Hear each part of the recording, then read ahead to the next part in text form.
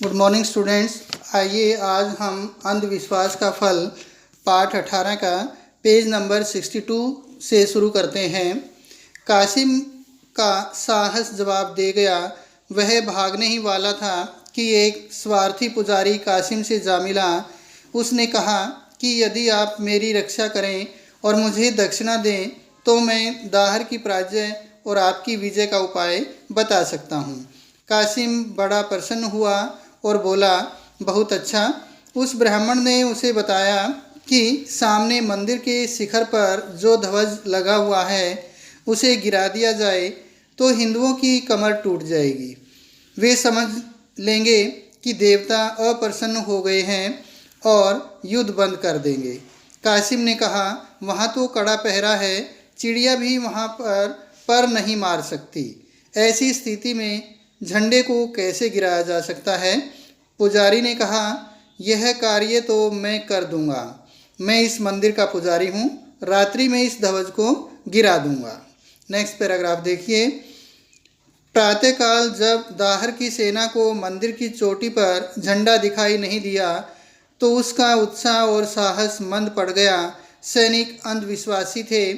उन्होंने समझ लिया कि देवता अप्रसन्न हो गए हैं, अब हमारी पराजय निश्चित है। सेना निराश होकर भागने लगी। राजा दाहर घायल होकर गिर पड़ा। उसका सिर काटकर एक भाले पर टांग दिया गया। यह दृश्य देखकर सारी सेना भाग खड़ी हुई। देवल पर कासिम का अधिकार हो गया।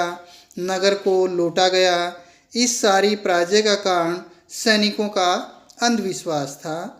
फिर उस पुजारी ने कासिम के पास जाकर कहा, देखिए, मैंने आपकी विजय कराई है। यदि आप मुझे इच्छानुसार धन दें तो मैं आपको एक गुप्त खजाने का पता भी बता सकता हूँ। कासिम ने उसे खूब धन दिया। तब वह पुजारी उसे एक तय खाने में ले गया जिसमें राज्य का धन सुरक्षित था। उस खजाने में तांबे की 40 देगें थी। देगें मीन्स बड़े बड़े पतीले, जिनमें 17,200 मन सोना भरा था। कासिम सोने से भरी उन देगों को ऊँटों पर लादकर गजनी की ओर चल पड़ा। सिंध नदी का जल अपने दुर्भाग्य पर आंसू बहा रहा था और भारतीय आत्माओं से पूछ रहा था कि क्या तुम्हें विश्वास की पूंजी इसलिए मिली थी कि उसको तुम अंधे के समान लुटाओ? उचित अनुचित का कुछ भी विचार न करो।